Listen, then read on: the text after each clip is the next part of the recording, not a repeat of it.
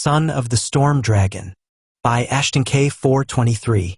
Ren Daisuke thought my unconventional life would end after years of working in special forces and CIA. So imagine my surprise when I died and reincarnated as a dragon of all things in this world, filled with magic and monsters. This is the story of my adventures in the greatest journey of all time, under the new name Rimuru Tempest, Tensura AU. Chapter 31, Angelus Arc. Setting the stage. The Queendom of Fulbrosia, the Sky Palace, Ja. The scratch of a feather quill against parchment was the only sound echoing within the grand, open-air office of the Sky Queen. High above the clouds in the capital city of Ja, the air was thin, crisp, and eternally cold. Fry sat at her massive mahogany desk, her slender fingers moving with practiced elegance as she signed off on the daily reports of her nation. And yet, despite her posture, her eyes stared blankly at the parchment in front of her. Her thoughts were elsewhere entirely. It had been weeks since Malim had launched herself out of this very office, fueled by a child's impatience to meet her newly discovered cousin. Normally, when Malim found a new toy or interest, she would return within a few days to either brag about the fun she had, or complain about how she quickly lost interest and became bored. But not this time. Her palace felt unusually quiet without the pink-haired catastrophe. If it were anyone else, Fry might have been worried.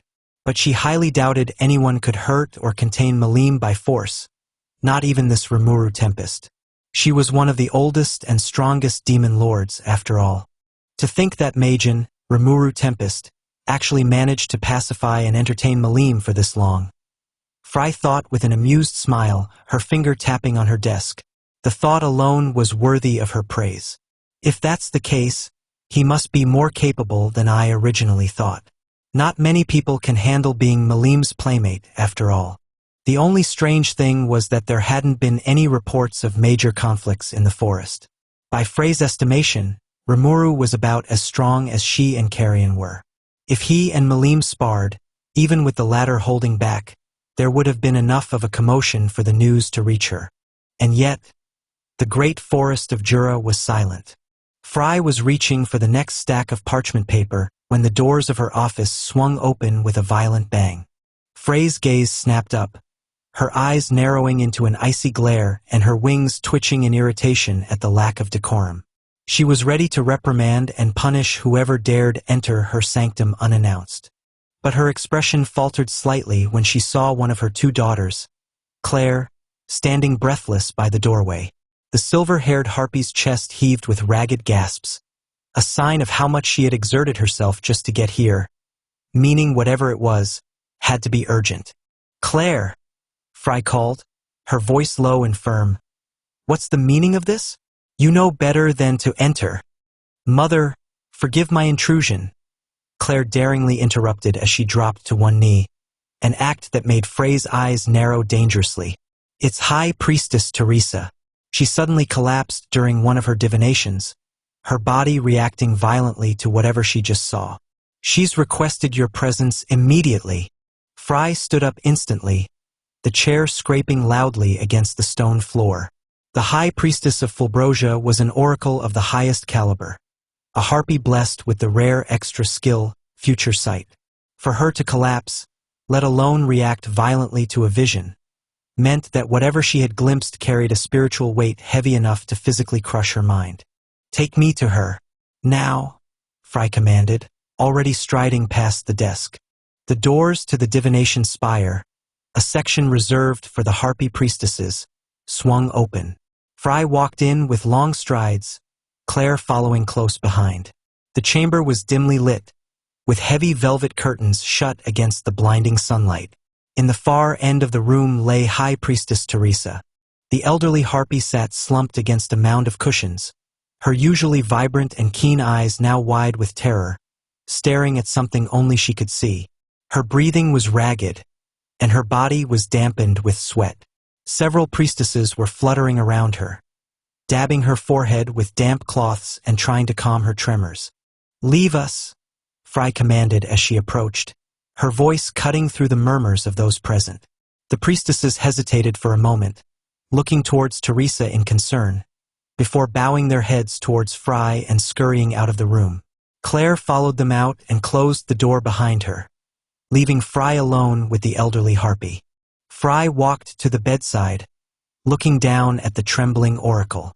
"Teresa," she called out, her tone losing none of its sharpness. This was no time for soft comforts. "What happened to you? What did you see?" At the sound of her queen's voice, Teresa's eyes snapped into focus. She gasped, reaching out with a withered, clawed hand to grasp the hem of Frey's arm. "My queen, the end. I saw the end approaching upon wings of white and scales of blue," Teresa wheezed. Fry could feel the way her body was trembling through the grip on her arm. "Speak clearly, Teresa," Fry ordered. Her expression did not change, though a cold weight had settled on her stomach at Teresa's words. Teresa's visions were rarely ever wrong, but they had never been this catastrophic either. "What did you see? Who attacked us?" Teresa swallowed hard, her throat clicking audibly in the silence of the room. She squeezed her eyes shut, as if trying to block out the images burned into her mind, but that only served to make them more vivid. She opened her eyes to meet Frey's demanding gaze. The sky shattered like glass before my very eyes," Teresa whispered. "And from the heavens, beings of pure white, clad in armor, with radiant white wings descended upon us. They struck our people, casting them from the sky." Frey's eyes narrowed further, the pit in her stomach growing ever colder.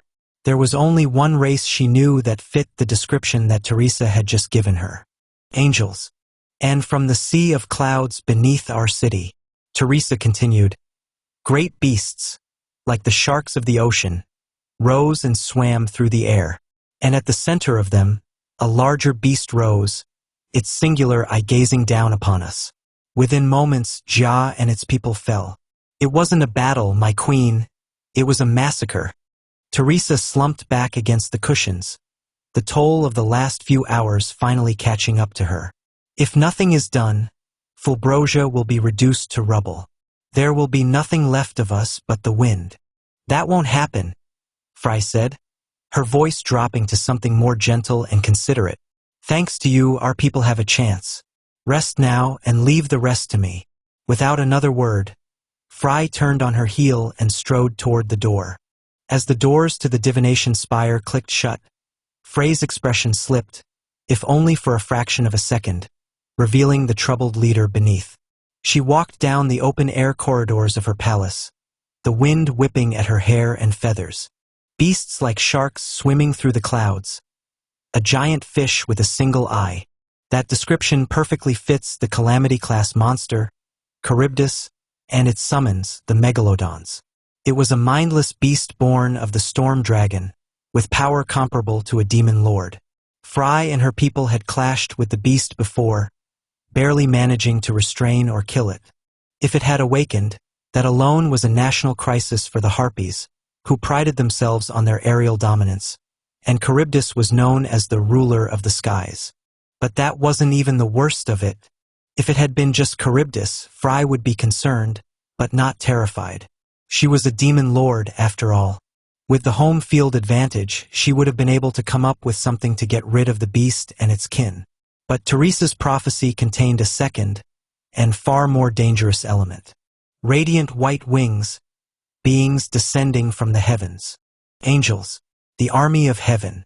They were said to descend upon the world every 500 years in order to prune civilization and prevent it from becoming too advanced. It was an event known globally as the Great Tenma War. But this doesn't make sense. The Great Tenma War isn't due for another decade or so. For the angels to appear now, in coordination with a monster like Charybdis, shouldn't be possible. Unless they were summoned? Like spirits and demons, angels could also be summoned, but Fry had never heard of anyone doing such a thing, most likely due to the reputation of the angels as a result of the Tenma War. It's the only possible explanation, Fry concluded as she stopped by the balcony overlooking the city. But that also brought about its own set of questions. But then who's orchestrating this? And why are they targeting Fulbrosia? She looked down at Jia, her beautiful city built atop the highest mountain peaks in the region. She saw her people flying and conversing freely, unaware of the looming danger. Fry steeled herself. She would not allow Teresa's vision to come to pass. That said, Fry knew she and her people could not face this threat alone. Charybdis and its summons were already a threat that would demand the full force of her military, herself included. Taking into account the angels, they would be wiped out quickly. She needed allies, powerful ones. Her first thought naturally went to Malim. The destroyer was currently in the great forest of Jura. With Malim's power, Charybdis would be reduced to dust in an instant, and the angels would be swatted like flies. No, Fry immediately discarded the idea. Malim lacks any sort of restraint. If I invite her to fight, she might lose herself in rage or excitement and wind up destroying half the country or more. I'd be trading one calamity for another. Carrion? The thought barely formed before she scowled in disgust. I would sooner pluck my feathers one by one before asking that muscle-brained idiot for help. The thought of going to the Beast Master and asking for help made her stomach churn. Their relationship was one of rivalry, and if she became indebted to him, he would never let her live it down. There was also the fact that their people didn't get along. More importantly, while Carrion could fly, his lycanthropes were mainly ground-based troops.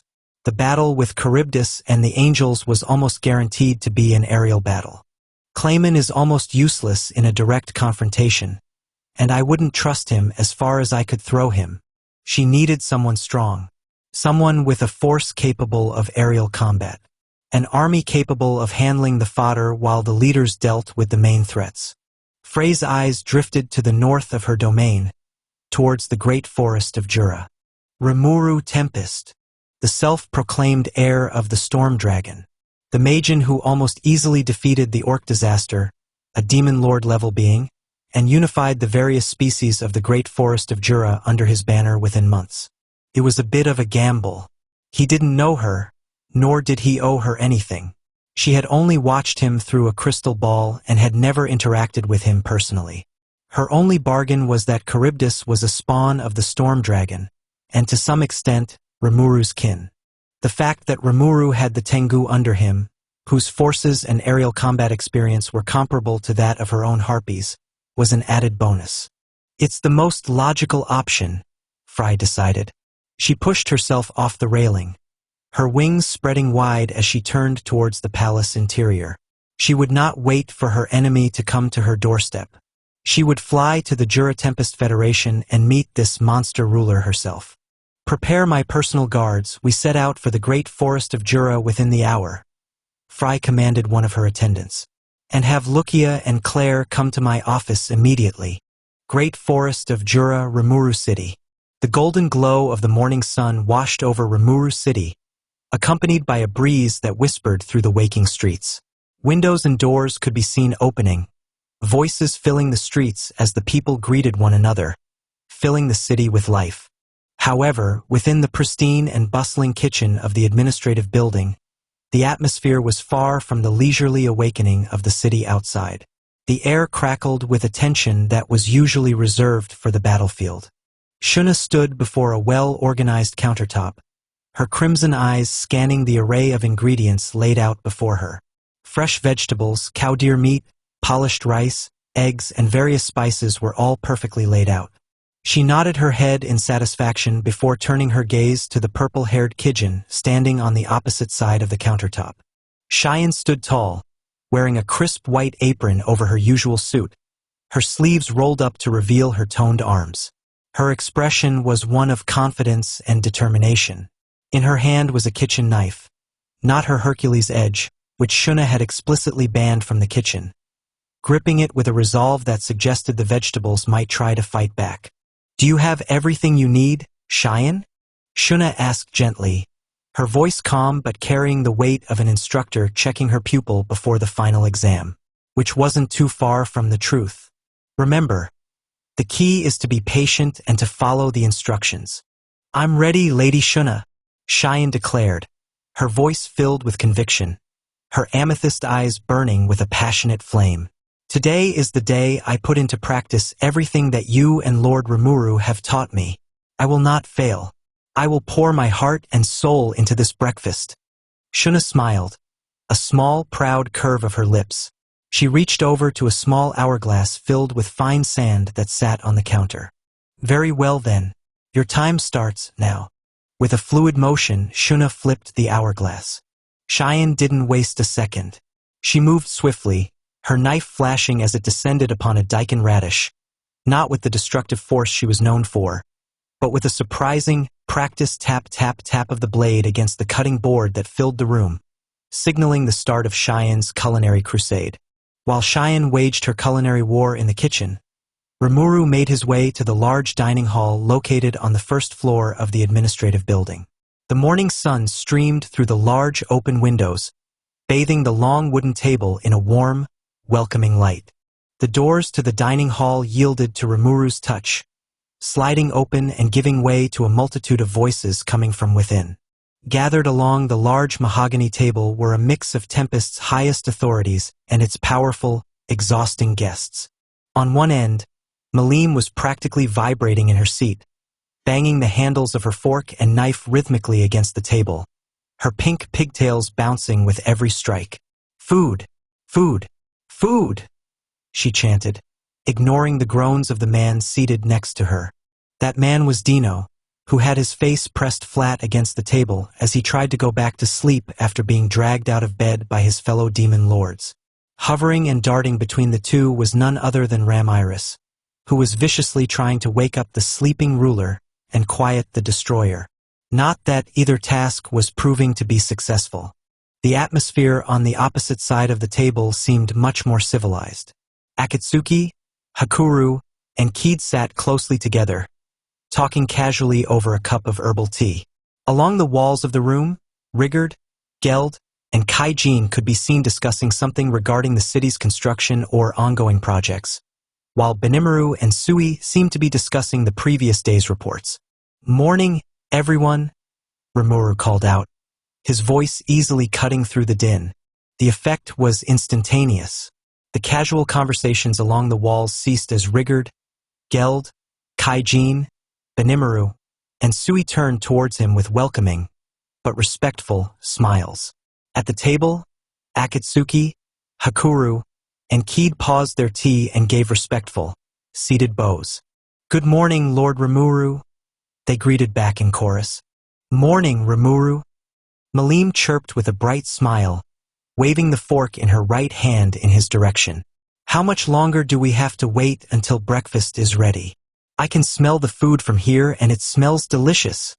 "Hey Rimuru, can you wake up this lazy bum?" Ramiris shouted as she flew up beside Dino and began to pull on his ear in an attempt to wake him, only for the sleeping demon lord to swat her away like a fly, grumbling and mumbling before returning to sleep. "Ow! Rimuru, did you see that? He hit me. How do these two have so much energy so early in the morning?" Rimuru wondered as he shook his head sideways. Their loud and boisterous behaviors had become the norm of his life as of late, which was worrying in itself, but somehow he found it endearing. "Leave him be, Ramiris," Rimuru said as he moved to take his seat at the head of the table. "If the food doesn't wake him up, then it'll be his loss anyway. And Malim, the food will be here in a moment, just be patient." No sooner than he finished saying that, the side doors leading to the kitchens swung open. A procession of goblinas, elves, naiads, and Kijin attendants marched into the room led by Shuna, carrying large, lacquered wooden trays with steel domes covering the contents. This was the result of Vesta's influence. As a former noble and prime minister, Rimuru had Vesta begin teaching some of his servants the proper way to serve high-class guests. He had a feeling it would come in handy in the future when Tempest welcomed foreign dignitaries. The attendants moved with practiced, fluid grace. At Shuna's nod, they stepped forward in unison and lifted the covers, releasing the trapped cloud of steam that instantly filled the dining hall. An aroma so divine, it demanded the attention of all in the living room. The lifted covers revealed a breakfast that looked more like a work of art rather than a simple meal. Laid out before them were omelets that seemed to wobble with perfect consistency, thick slices of bacon glazed in a savory sauce, freshly baked breads that steamed up in the cool morning air, and bowls of miso soup that smelled of the deep ocean and rich earth. There were even delicate fruit tarts on the side for dessert. Juice and tea had also been prepared and laid out on the table. Oh! The aroma hit Dino's nose, the sleeping ruler's eyes snapping wide open. In a moment he was sitting up, his eyes devoid of their usual sleepiness. Okay, now I'm awake. Wahahaha. It's about time. Malim wasted no time digging into her plate, her fork a blur as she snatched the largest omelet from her plate and stuffed it into her mouth. Her eyes widened, sparkling with delight. This is amazing. So delicious. Hey. Ramiris zipped down to her own miniature plate, which had been thoughtfully prepared with portions sized just for her.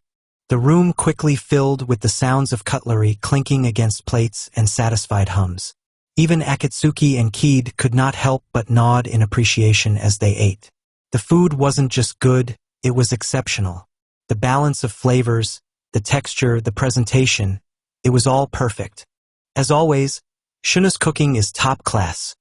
Rimuru thought as he took a bite out of his own plate. Thanks to Great Sage, Rimuru had been able to share the knowledge of food from his past life.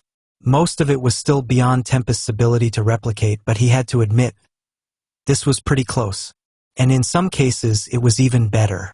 Within 20 minutes, everyone was just about done eating, and the servants came in and cleared the empty plates and bowls. Everyone looked nothing less than content. From Malim, who was licking her plate clean, to even Sui, who had a barely visible smile on his face as he drank from his cup of tea. Just then, Shuna walked in, and behind her, Cheyenne, who had changed back into her regular attire, followed closely behind. The purple-haired Kijin looked a bit nervous though, her hands fidgeting slightly at her sides. I trust the food was to everyone's liking? Shuna said as she surveyed the satisfied faces around the table, the sentence both a question and a statement. It was magnificent, Lady Shuna. Rigard's voice boomed as he stood up and brought a clenched fist to his chest. Yeah, it was super tasty. Malim shouted as she nodded her head multiple times rapidly. You've outdone yourself, Shuna, Benimaru said with a content sigh. I'm glad to see that your duties as princess have not tarnished your skill in the things you're passionate about. Indeed, Hakuru agreed as he set down his empty teacup. It was an exquisite meal, my lady. Rimuru smiled, ready to offer his own praise to the chef, but stopped when he noticed the look in Shuna's eyes. It was a mischievous glint, one that promised the turning of tables. I'm glad to hear that you all enjoyed the meal so much, Shuna said, bowing her head slightly. She then straightened up, her smile widening. However, I cannot accept your praise, because I did not cook today's meal. The room went silent as the occupants of the table looked at each other in confusion before turning back to Shuna. What do you mean? Benimaru asked, voicing the question on everyone's mind. Today's breakfast was prepared solely by Cheyenne, Shuna revealed as she gestured to the purple-haired Kijin beside her, her voice bursting with pride. The reaction was instantaneous. Benimaru paled as his eyes flew down to his now empty plate. His face clearly panicked as years' worth of food trauma suddenly flashed through his mind. Sui was no better. He held his composure better, but he clearly looked distressed and had sweat dripping down his head. Why you made this? Akatsuki asked, his voice unbelieving. Back in the ogre village, Cheyenne's cooking had been called a hazard, but no one had the courage to tell her how horrible her cooking was. Yes, Cheyenne straightened up, beaming with pride. I put into practice everything Lord Rimuru and Lady Shuna taught me, and I poured my heart and soul into every dish. Are you surprised, Sir Akatsuki? Surprised is one word for it, Hakuru muttered, before a small smile made its way onto his face. But it's a welcome surprise. I want to say it's impossible, but, Benimaru muttered, a part of him still waiting for the other shoe to drop. He was having a difficult time connecting the meal he had just eaten to the purple-haired Kijin he'd known his whole life. Though I suppose I should expect no less from Lord Rimuru. He has a way of making the impossible possible. I wouldn't go that far, Cheyenne's own hard work is what produced today's results. Shuna and I just helped her tone down her enthusiasm, Rimuru said with a smile.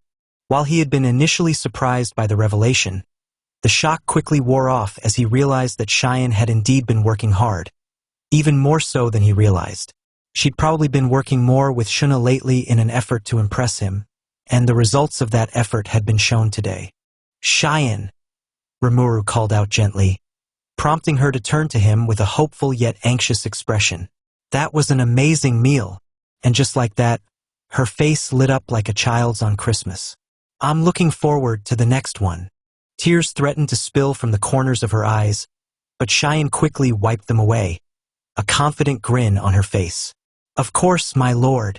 I'll be sure to blow you away with the next one as well. Hours later, deep within the forest to the southwest of Rimuru City, approaching the Kusha Mountains that were once home to the Tengu, the forest was unervingly quiet, save for the rustling of leaves under the gentle breeze. To the naked eye, nothing seemed out of place. Just a dense forest with tall trees and the blistering sun at its peak. But in the darkness and shadows of the forest, 5 figures blurred. Sui led the formation. Following closely behind him were Sauka, his second in command, and 3 others he'd handpicked for the job. They leapt through the forest trees faster than the ordinary I could hope to see, without a trace or sound to be seen or heard as they moved. Their concealment masks, a gift from their lord, served their purpose exceptionally well, negating their physical and magical presence, and even the sounds of their movements. They were ghosts, slipping through the woods on a mission of utmost importance. Flashback, 2 hours ago. Rimuru was in his office, sifting through the latest construction reports from Geld, when a gentle breeze swirled through the room. Traya, the Dryad and one of Trainee's sisters, appeared from a scattering of leaves, her usual serene smile replaced by a concerned expression. Lord Rimuru, Traya greeted, dropping gracefully to one knee and bowing her head. Forgive my intrusion, but I bring urgent news. Not long ago, my sisters and I detected 4 powerful individuals within the forest. They somehow seem to have avoided our all-seeing gaze until they entered the forest depths. Do we know who it is, or what they want? Rimuru asked as his eyes narrowed, his fingers intertwining under his chin. I'm afraid not, my lord, Traya said regretfully. All we could tell was that they have a strong presence, though it is well suppressed. They are moving through the southwest region, towards the rocky terrains that border the Kusha Mountains. Though one of them did feel familiar. I see. Rimuru closed his eyes in thought for a moment before opening them again. Sui, he called out into the empty room. In an instant, Sui appeared beside Traya, dropping down to one knee. I'm here, my lord. Gather a small team and move out to investigate these individuals, Rimuru ordered. Do not engage them. Just keep eyes on them and report back. I want to know who they are and what they're after. Understood. We shall depart at once, Sui replied before vanishing just as quickly as he had arrived. End of flashback. Sui darted from branch to branch, Sauka and 3 more operatives following close behind him. They were a Kijin by the name of Ayato, a Naiad by the name of Mine, and a Dragoon by the name of Tern. Thanks to the concealment masks Rimuru had gifted them, they were virtually undetectable. Their body heat, magical presence, the sound of their movements, and their sense had been completely nullified. Eventually, they managed to catch up to their targets. Sui signaled his squad to stop with a sharp gesture of his hand. Instantly, the 5 operatives halted, melding perfectly into the shadows of the high branches, looking at the clearing below. Walking through the forest were the 4 individuals that Traya had informed them about. Sui's eyes narrowed behind his mask as he analyzed the group. They were an eccentric, yet deeply unsettling bunch. At the front walked a tall, lanky man wearing a winking clown mask with rabbit-like ears protruding from the top, walking with an exaggerated, swaggering stride. Behind him trudged a massively rotund figure in a sharp suit, wearing a mask frozen in an expression of furious anger.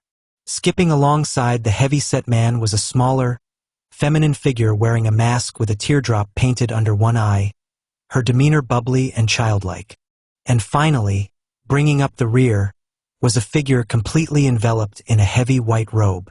The hood was pulled low, obscuring their face entirely. Laplace. Sui thought as he cross-referenced the leading clown with the description trainee had given them of the clown that had attacked the Dryad's domain. And Footman. The details of this particular clown had been given to Sui by Geld when asking about other parties involved in the Orc War. Footman was apparently the one who'd led the 10,000 orcs that destroyed the ogre village and had played a major role in feeding the Orc Lord. The other two were unknown to him, though it was clear that the petite female was part of the same group as Laplace and Footman, given her clown mask and attire. The true mystery was the figure in the white robe. Whoever that was, Sui could not feel their presence, almost as though they were wearing a concealment mask of their own. If he weren't seeing them with his own eyes, he wouldn't believe they were there. Without waiting another moment, Sui brought his hand to his ear and reached out to his master through thought communication. "My lord, I have my eyes on the targets. Report." Rimuru's voice echoed clearly within Sui's mind. "We've located the 4 targets Miss Traya informed us about. I've positively identified 2 of them based on prior intelligence. The Majin Laplace and the Majin Footman. The other 2 are unknown, but one of them is a female with a teardrop clown mask, clearly affiliated with Laplace and Footman. The 4th individual is completely concealed in a white robe, making it difficult to identify them." There was a tense silence on the other end of the link. "I see. Good work, Sui," Rimuru praised. "For now, avoid confrontation with the group. Tail them from a distance and find out what their objective is." Given that Laplace was able to hold his own against Trainee and her sisters, it's safe to assume he is above your group's current abilities to handle. Assuming the other clowns are nearly as strong. Understood. We'll continue to watch them and report anything we find. Good. If they spot you, fall back immediately and prioritize your own lives, Rimuru ordered, his voice coming through firmly. Understood. With the connection closed, Sui offered a series of hand signals to Sauka and the rest of the squad. Maintain distance. Observe only. Do not engage. The group nodded in response and immediately spread out around the group of Majin, blending perfectly into the shadows. For the next few hours, the tracking continued flawlessly. The sun had begun its descent, casting long, stretching shadows through the canopy of the forest. For Sui and his team, the shadows were their greatest ally.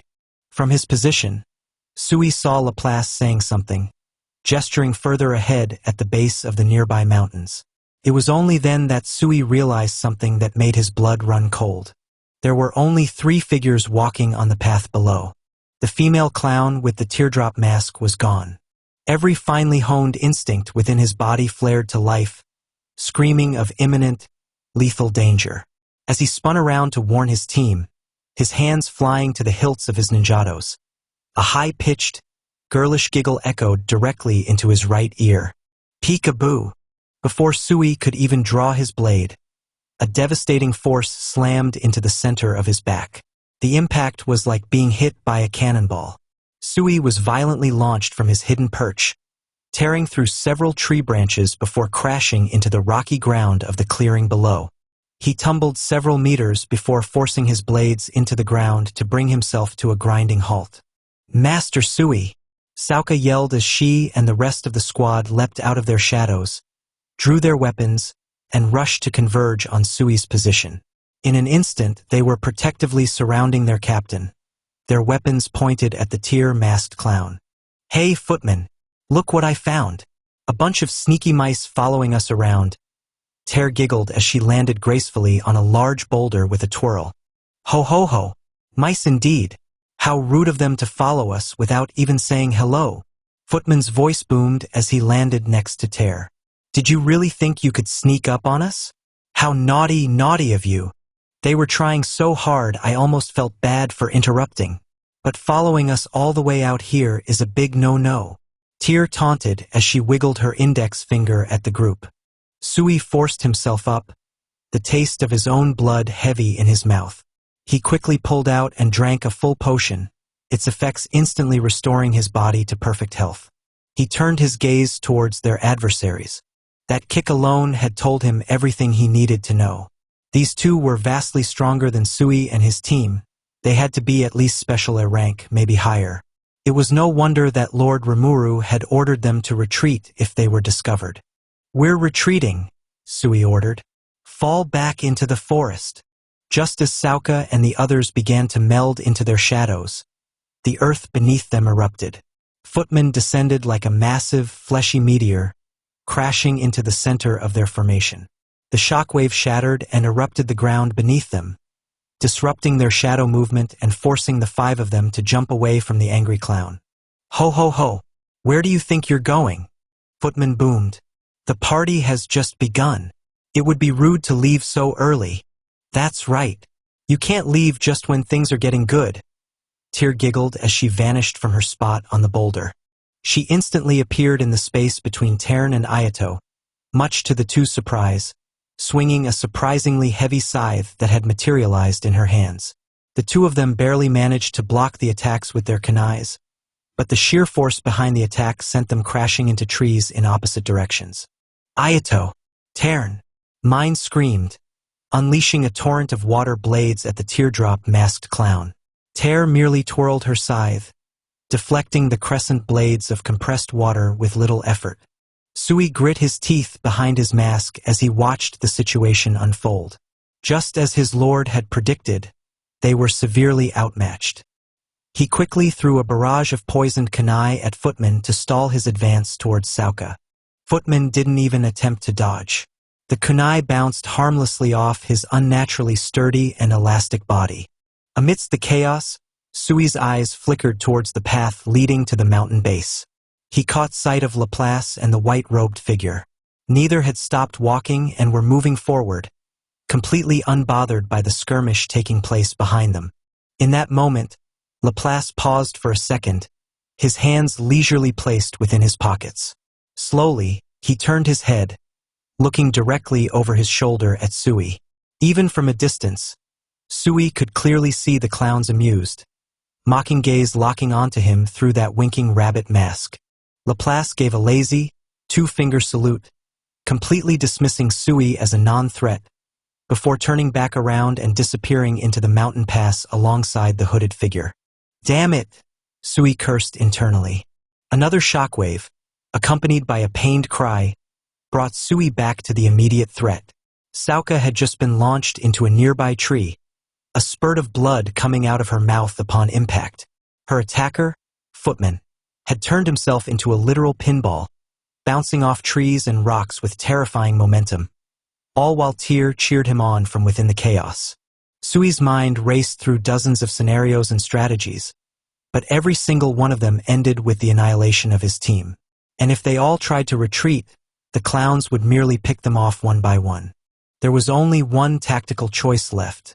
"Sauka, Tern," Sui called out through their mental connection.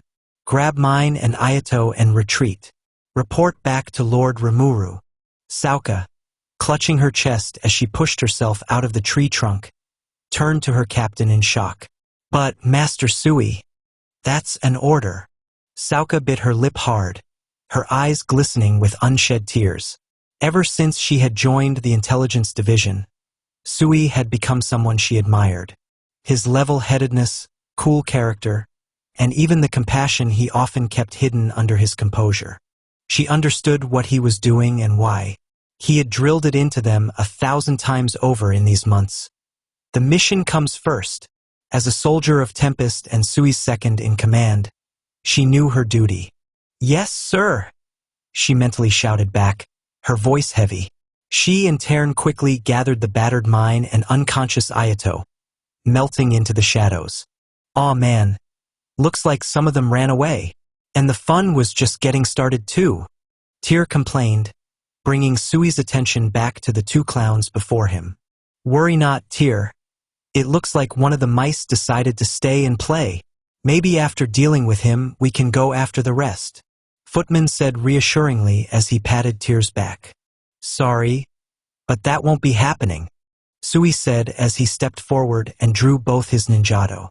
The next second, Sui vanished from his position and reappeared right in front of the two clowns, swinging his right blade at Tyr's throat. He's fast, Footman thought in mild surprise as he and Tyr leapt out of the reach of Sui's blades. Ho ho ho, that was close, you're pretty fast for a Kijin. Sui did not respond, and instead sank into his own shadow. A moment of silence passed as the sun finally set below the horizon, and the sky darkened into night. From the surrounding darkness, several blurred figures leapt outward. 6 perfect copies of Sui materialized around the two clowns. The 6 clones dashed through the darkness of the night, hurling a relentless barrage of kunai with exploding talismans and shuriken towards the center of the clearing. The chain of explosions that followed lit up the darkening forest in violent orange and yellow flames. The concussive force of the explosion blew away the nearby trees, sending a plume of smoke and ash into the night sky. From his vantage point within the shadows, Sui's eyes did not blink. He knew better than to assume the clowns would be done away with that easily. As the smoke began to clear, Sui's thoughts were proven true when Footman's boisterous laugh echoed through the forest once more. Ho ho ho, what a delightful thrill. I certainly didn't see that coming. Footman patted his rotund stomach. He appeared completely unfazed by the attack, save for a little bit of soot clinging to the white of his attire. It was the same with Tyr, who stood next to him. Sui didn't waste a second. The moment the clowns were back in his line of sight, 4 of his 6 body doubles charged forward simultaneously. From their fingertips erupted razor-thin, near-invisible lines of sticky steel thread. Tyr and Footman, seeing the threads surrounding them, tried to leap away, only to find their bodies wouldn't respond or move as they intended. Unknown to the clowns, the 2 remaining clones that had stayed back had stretched and connected their own shadows to those of the clowns, effectively binding them with his shadow possession. By the time they noticed this, however, the threads from the other clones had already tightly wrapped around their bodies, binding them securely. Normally, sticky steel thread would have dug into their flesh or even shredded them into a dozen pieces, but these 2 were made of much tougher stuff than that. Hey, Footman, I can't move my body, Tyr said in mild panic, her tone clearly mocking. Me too. What an interesting technique, I must say. But this thread is rather uncomfortable. Footman laughed, the sound deepening into something sinister. But I suppose playtime is over. If we don't catch up with Laplace, he might just leave us behind. Tyr whined as her head slumped forward a bit. Oh well, I suppose it can't be helped. We have a job to do after all. In an instant, the real Sui appeared between the 2 clowns, bursting from the shadows beneath them. His twin ninjados gleamed under the moonlight as they arced in a deadly, simultaneous cross-slash aimed directly at the exposed throats of Tyr and Footman. It was a flawless, lethal strike, perfectly executed while his targets were bound by thread and shadow. Just as the blades were about to strike true, Footman's aura suddenly burst forth with explosive force. A shockwave of magicules erupted from the rotund clown's body with the force of a localized bomb, instantly shredding the threads that bound him and Tyr, and violently disrupting the shadows that held them. Caught right in the middle of it, Sui barely had a second to cross his blades in front of him. The concussive force slammed into the spymaster like a battering ram, launching him backward through the air. Ahahaha! Fun time's over, mister. Time to die! Tyr shouted gleefully. Before Sui could regain his footing, she vanished, reappearing right above him with her scythe descending in a lethal crescent arc.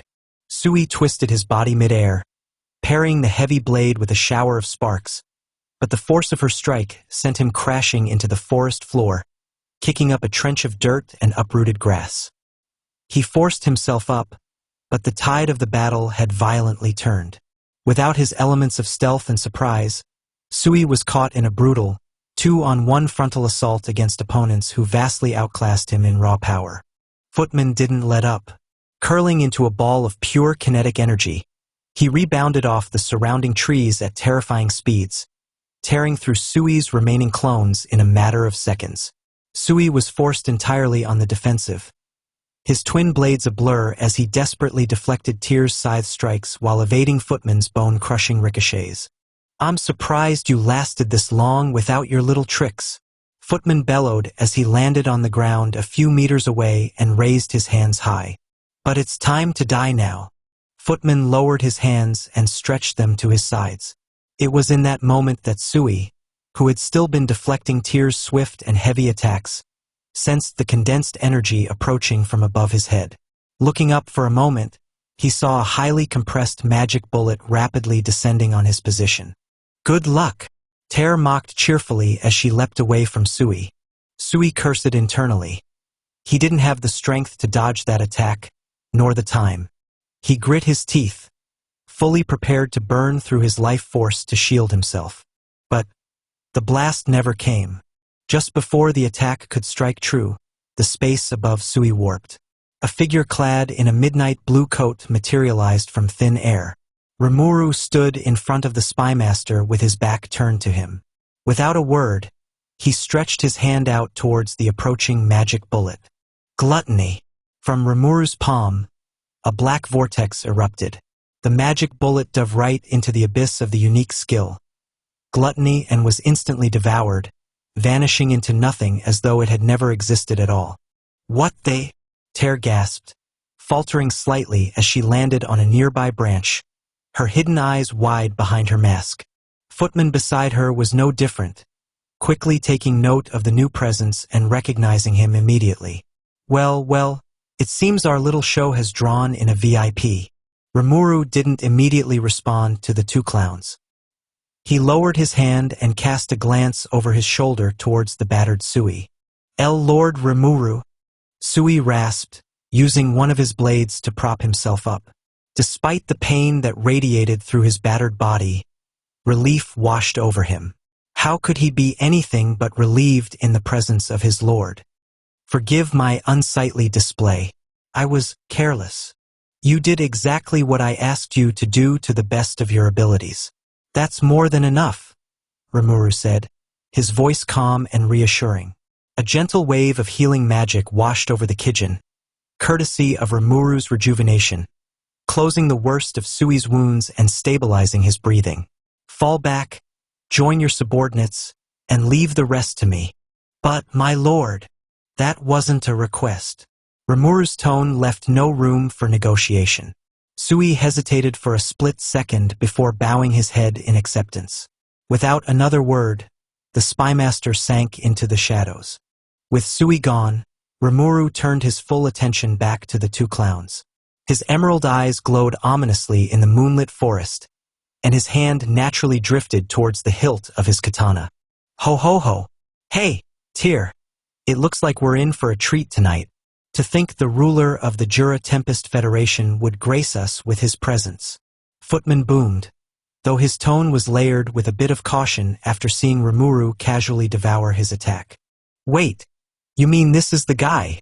The self-proclaimed Storm Dragon's heir that Laplace warned us to stay away from?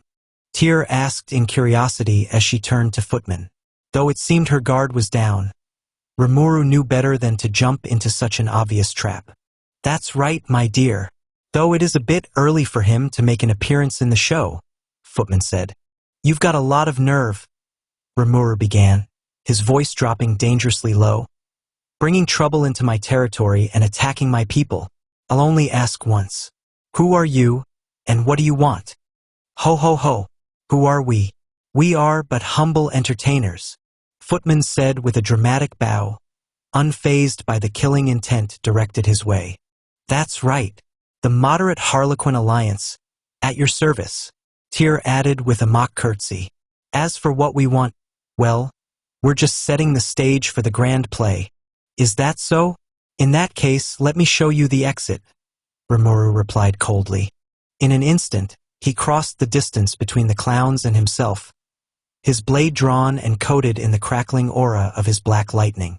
He swung a blinding horizontal slash towards the two of them, aiming to end the fight instantly.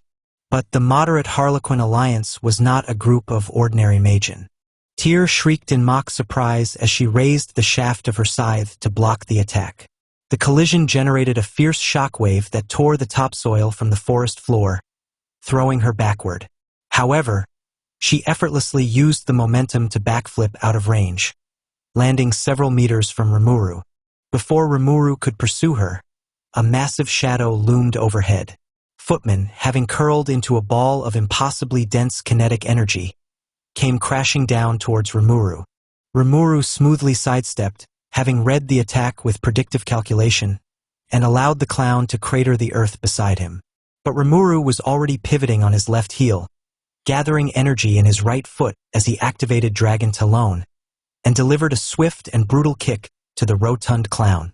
Footman barely brought his arms up to block, his naturally resilient body absorbing the blunt impact, allowing him to bounce away mostly unharmed. The clearing descended into a chaotic flurry of high-speed clashes. The clowns were much stronger than Rimuru had initially assumed. It was no wonder Sui and even Trainee had struggled to deal with them. They were at least comparable to the orc disaster in terms of pure strength, maybe stronger and far more skilled. As the fight dragged on, the trees around them being laid to waste from the constant shockwaves and attacks of the battle, Rimuru couldn't help but narrow his eyes. Something wasn't right. Despite the intense back and forth of the battle, neither side had managed to land any solid, decisive blows. Tyr and Footman were strong individually, not alarmingly so, but strong nonetheless. Their teamwork and skills were also flawless. And yet, despite that, Rimuru didn't feel as though they were trying to defeat him. They were leading him on. Every time Rimuru pressed the advantage against one of them, the other would interfere in a manner that would force him to block or fall back. But neither of them ever pressed the attack. They were intentionally going on the offensive merely to relieve the pressure on one another. Notice, the enemy's tactics indicate that they are executing stalling tactics. Their methods of engagement are purely to retain your attention. I hate it when I'm right, Rimuru thought as his mind raced, having reached the same conclusion as his partner. That was when the realization hit him like a physical blow. Traya and Sui had both reported seeing a total of 4 individuals: Tyr, Footman, Laplace, and an unidentified robed figure. Where did the other 2 go? In that exact moment, before Rimuru could question or act on the information, the very atmosphere shifted. An incredibly dense, suffocatingly ominous aura suddenly washed over the entire area. The pressure was so thick it felt as though the gravity in the area had multiplied tenfold. A resonating boom echoed in the distance. Rimuru snapped his head towards the base of the distant mountains, just in time to see a colossal beam of dark red energy erupt from the earth, violently piercing the night sky. The sheer malevolence radiating from the pillar of light was suffocating, carrying a weight that felt ancient and destructive. For a few breathless seconds, the red pillar illuminated the surroundings in a blood-red hue, casting long, twisting shadows. And then, just as quickly as it had appeared, the beam vanished.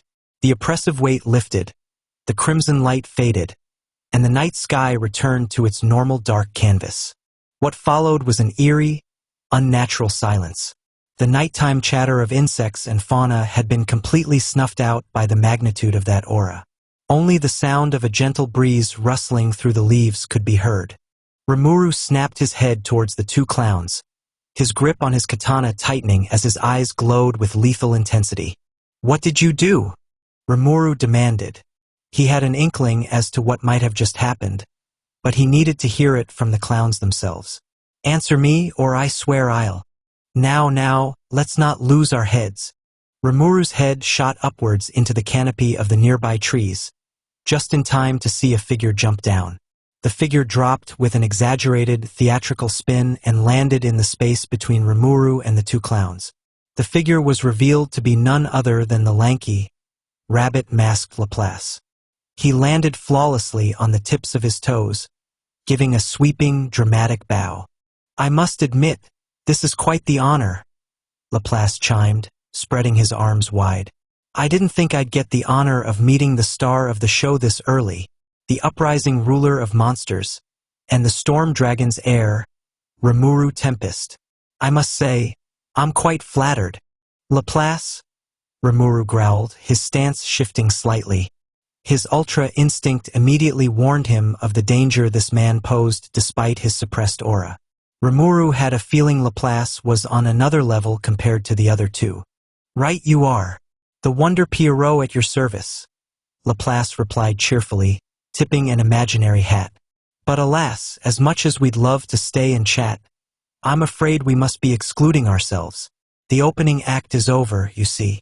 Ah, already? Tyr whined, kicking at the dirt like a child. But I was just starting to have some fun. Ho ho ho. Worry not, my dear. There'll be plenty of time for fun later. Footman chuckled. Footman's right, Laplace said as he adjusted his collar casually. He turned his masked face toward Rimuru, his voice taking on a dark, amused tilt.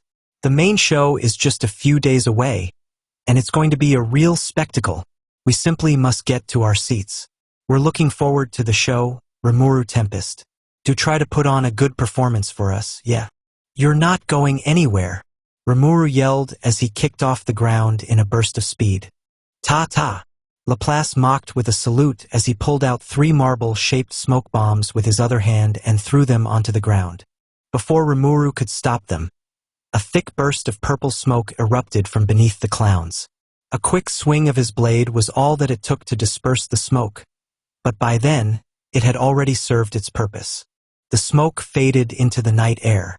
The moderate Harlequin alliance was gone, leaving not a single trace of their presence behind. Damn it!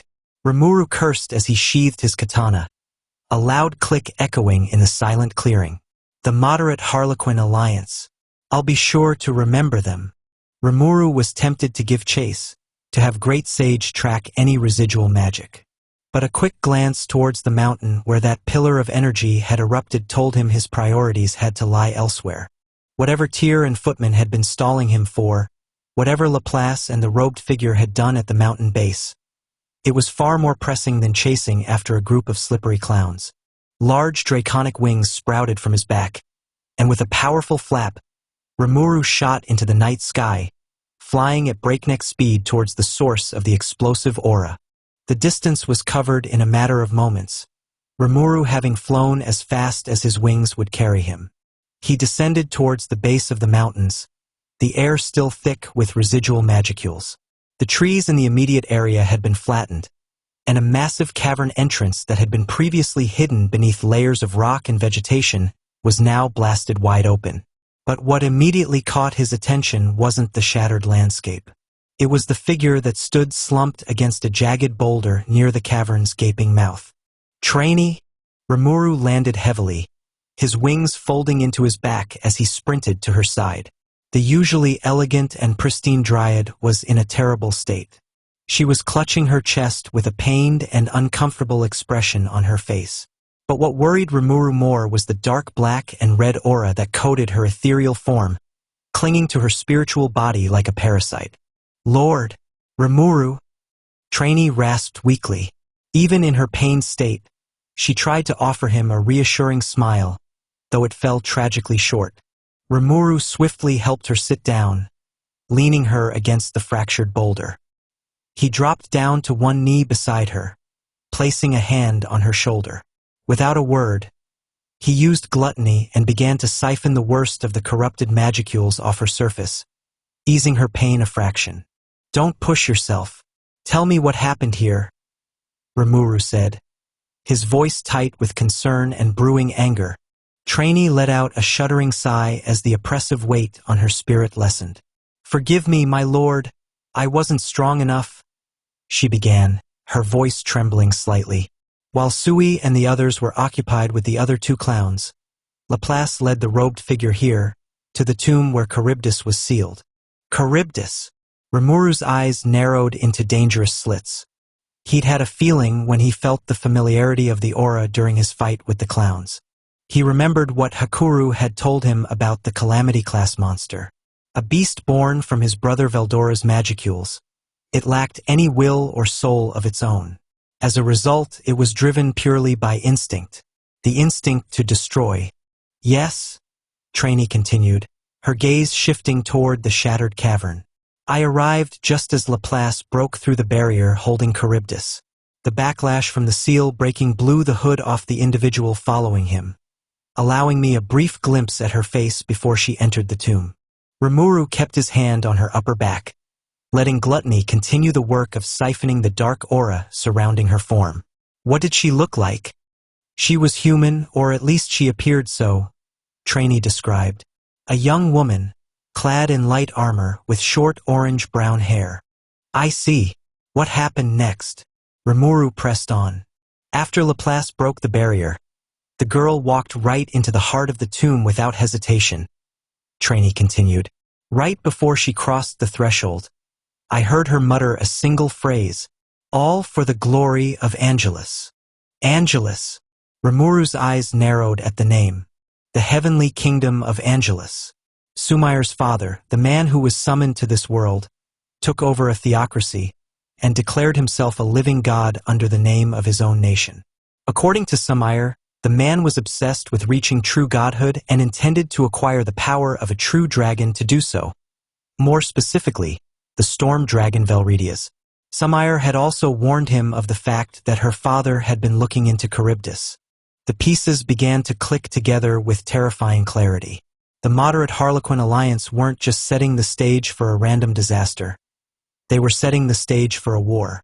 It was likely they were working with, or possibly hired by Angelus to steal Charybdis's power right out from under Rimuru's nose. So I take it that the massive pillar of magicules was from Charybdis's seal breaking? Rimuru asked as he continued tending to Trainee, his mind racing to process all this new information. Yes, without a vessel to contain it, Charybdis's power burst forth without restraint. The moment the girl got close enough, Charybdis's core latched onto her, attempting to devour her soul and use her body as a vessel, Trainee said, her voice filled with residual awe and terror. But, much to my surprise and horror, the girl was able to subdue Charybdis's power within her. She contained it? Rimuru asked with a frown. There was no way that girl was an ordinary human. Far from it. Indeed, while there was a struggle, the chaotic power eventually settled within her. Trainee continued, looking toward the horizon. Afterward, for black feathered wings sprouted from her back, and without a word, she flew off to the south. The south. To the south of Jura was the harpy queendom of Fulbrosia, and nestled between Jura and Fulbrosia was the heavenly kingdom of Angelus. There was no doubt this girl was returning to her master to deliver Charybdis's power. The threat Sumair had warned him about was no longer a distant possibility. It was already in motion, and it was armed with a weapon of mass destruction. Thank you, Trainee. You did well gathering this information. Now it's time for you to rest, Rimuru said as he pulled his hand back, the last remnants of the dark aura fading into his stomach. Despite the lack of corruption, Trainee's ethereal form had not yet fully recovered, as evident by how her glow seemed dimmer. But, my lord, I'll handle Charybdis and Angelus, Rimuru interrupted firmly. The corruption has been cleared from your surface, but you clearly suffered a great deal from it. I need you to retire to your true body and rest. Trainee looked like she wanted to protest further, but the look in Rimuru's eyes told her he wouldn't take no for an answer. She also understood she would be of no use in her current state. If she wanted to recover in time for the battle to come, she needed to rest now. I understand. Please, be careful. With a final nod, Trainee's form dispersed into a flurry of glowing green leaves that swiftly scattered into the wind, her consciousness returning to her physical body deep within the Dryad's domain. Left alone, Rimuru turned his eyes towards the blasted entrance of the tomb. He walked into the cavern, his boots crunching on shattered stone. As he stood in its center, his thoughts went to the moderate Harlequin alliance, Father Angelus, and now Charybdis. Like the clowns had said, the stage was being set, and the players were making their moves. The peace his nation had enjoyed these last few months was about to come to an end. Or maybe it had never been there, and they'd just been granted a temporary reprieve. Either way, a war was coming. And we're ready for them. Rimuru vanished from the cavern with spatial movement, instantly traveling back to Rimuru City. He had a war to prepare for. Rimuru City Council Room. The silence in the council room was suffocating. Rimuru sat at the head of a large wooden table, his fingers steepled in front of his face. He had just finished giving a detailed rundown of the events that had occurred the previous night to the highest-ranking executives and advisors of Tempest. Shuna, as usual, sat to his right, her features stern and focused due to the tense atmosphere of the room. Among his advisors, only Keed and Akatsuki were present. Trainee was still recovering from the corruption she experienced and thus was unable to attend. Among his executives, Benimaru, Gabaru, Geld, Kataki, and Ariel were in attendance. And among his council members sat Rigard, Vesta, and Kaijin. Cheyenne naturally stood behind Rimuru, ever the dutiful bodyguard. Needless to say, Rimuru had also invited Samaire to the meeting, and for additional support, Yume and Rito as well. The three of them had gotten closer in the 2 weeks since Yume joined Tempest and began training with them. Samaire would no doubt be able to provide crucial information regarding Angelus, but Rimuru wasn't going to force it out of her. Rimuru had considered inviting the Demon Lord trio but then decided against it. Asking them for help should be a last resort, not a first option. If they relied on the likes of Malim to solve all their problems, then they would only grow complacent and reliant on them. Tempest needed to fight its own battles. He detailed everything, from Sui's encounter and the moderate Harlequin alliance to Charybdis' seal and the woman responsible for absorbing it. Rimuru didn't miss the way Samaire paled when he repeated the phrase Trainee had mentioned, all for the glory of Angelus. She had also reacted to the description of the robed woman, a connection Rimuru would be sure to ask about later. That's the gist of it, Rimuru declared, his voice grim but steady. While we have no evidence to support it, there's a chance that Clayman is involved in this scheme as well. But we still haven't confirmed the nature of his relationship with the moderate Harlequin alliance, so we can't be sure. To think they would steal the power of Charybdis and turn it against us, Benimaru muttered as he folded his arms and closed his eyes in thought. Lady Velredia's power has always protected these lands and those who inhabit them. To turn it against us. Murmurs rippled through the room as many agreed with Benimaru's sentiment. Velredia had been worshipped as Jura's guardian deity, and regardless of its blind capacity for destruction, Charybdis had been born of that power. Now it had been stolen and would be turned against them. It was insulting, to say the least. We must not act rashly, Keed interjected, her voice cutting through the room. The heavenly kingdom of Angelus is a small nation, yes, but if they truly have harnessed the power of angels, then that makes them no idle threat. It would be wise not to underestimate them. Indeed, the very fact that they have managed to capture and potentially harness Charybdis already makes them a formidable threat. Akatsuki agreed with a grim nod. A theocracy that worships angels, a leader reborn within an angel golem body, an army of angel golems, and now the power of a calamity-class monster. The situation may seem grim, but it is far from hopeless. Rimuru spoke up before the spirits of those present could fall any further. His calm and unwavering tone drew every eye back to him. Angelus may have acquired Charybdis' core, and he may have angel golems at his disposal, but he's also drastically underestimating us as a nation. We are no longer the scattered tribes of a few months ago. We've come together and begun to build something powerful and lasting. This is just the beginning of our story as a nation. If the Heavenly Kingdom wants to declare war on US, we'll just have to show them the might of the Rimuru Tempest Federation. The heavy atmosphere in the room shifted instantly. The anxiety that had momentarily gripped the council faded away, replaced by the burning resolve that came from their lord's absolute confidence. Shuna's smile softened, Benimaru and Cheyenne's confident grins returned, Geld and Kataki nodded with fire burning in their eyes, while Keed and Akatsuki nodded their heads in agreement. Even Samaire seemed to relax, bringing her hand over her beating heart. Yume placed a hand on her shoulder, prompting her to turn towards him. He didn't say a word, instead giving her a supportive thumbs up and a grin, with Rito nodding his head to show his own support. They had survived the orc disaster as a band of tribes suddenly put together. But this time they would be facing this new threat as a unified nation. Well said, my lord, Akatsuki said with another nod, his voice ringing with pride. We shall immediately begin preparations. Our forces will be ready to march or defend at your command. Rimuru nodded, tapping his finger against the wooden table. Good. Our first priority should be to bolster our anti-air defenses and have our aerial combatants on high alert. Gabiru, I'll need you to contact Abiru and request. Bang! The heavy oak doors to the council room were suddenly thrown wide open, cutting Rimuru off mid-sentence. All heads turned towards the door as a lone hobgoblin guard came rushing into the room, panting and out of breath. He immediately dropped to one knee by the door. Lord Rimuru, forgive my intrusion. Cheyenne bristled, her arms crossing under her bust as she glared at the goblin disapprovingly. What is the meaning of this? Lord Rimuru is in the middle of a very important. It's fine, Cheyenne, Rimuru interrupted as he kept his attention on the frantic guard. What's the matter? Harpies, my lord. About a dozen of them appeared through the clouds above the city. They are descending on Rimuru City as we speak, the guard stammered.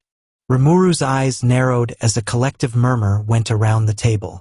It was a well-known fact that most, if not all harpies were affiliated with Demon Lord Fry.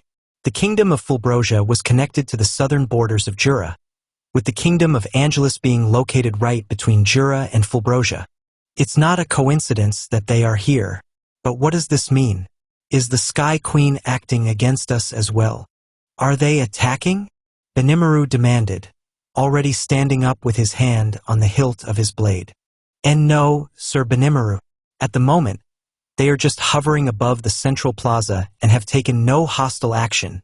Rimuru stood up, his face set in a mask of total calm. It didn't matter why the harpies were here.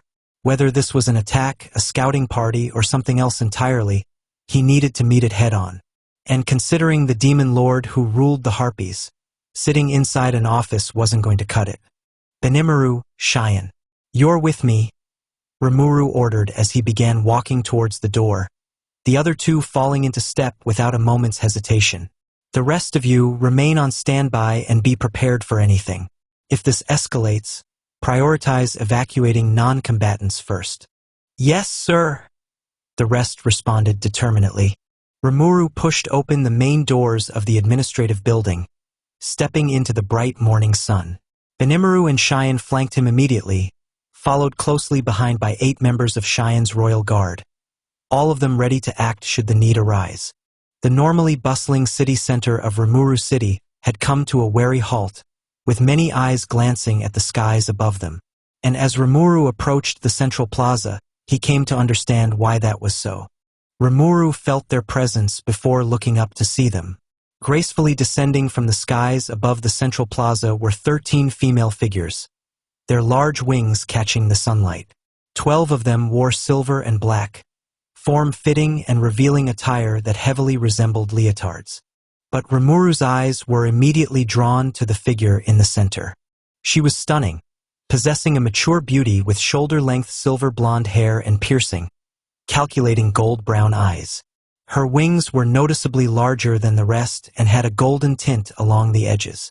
She wore a similar leotard attire to the others, though hers was mostly red and black with some golden accents. But it was her aura that drew Rimuru's attention. Though strictly controlled and suppressed, Rimuru could feel how dangerous she was through ultra instinct. Even without unleashing her aura, her very presence demanded attention and authority, making the air around the plaza incredibly heavy. Notice, given the individuals present, the leading harpy is most likely the Sky Queen Fry, one of the 10 great demon lords. So that's Demon Lord Fry, Rimuru thought, keeping his expression perfectly neutral. First Malim, then Ramiris, then Dino, and now Fry. It's like this place is becoming a tourist attraction for all the demon lords. Despite his internal joking, Rimuru knew this was no laughing matter. Dealing with a demon lord hardly ever was. For Fry to leave her domain and fly into the heart of his meant something monumental had happened. Whether that was good or bad for Tempest remained to be seen. Frey's eyes locked onto Rimuru as he entered the plaza, and she immediately began to descend towards the ground while her guards remained hovering a dozen meters above. Her taloned feet touched the paved stone with impossible grace, her wings folding behind her back as she stood a respectable distance in front of Rimuru. For a fleeting moment, The two rulers simply stared at each other, measuring the other's worth. Rimuru's sharp emerald gaze met Frey's gold, evaluating eyes. Neither of them spoke, the tension in the air rising by the second. A moment later, Frey's expression changed as a smirk made its way onto her face, an acknowledging glint appearing in her eyes. Then, much to the shock of those present and Rimuru's mild surprise, she brought her hand over her chest and offered a slight, yet respectful bow.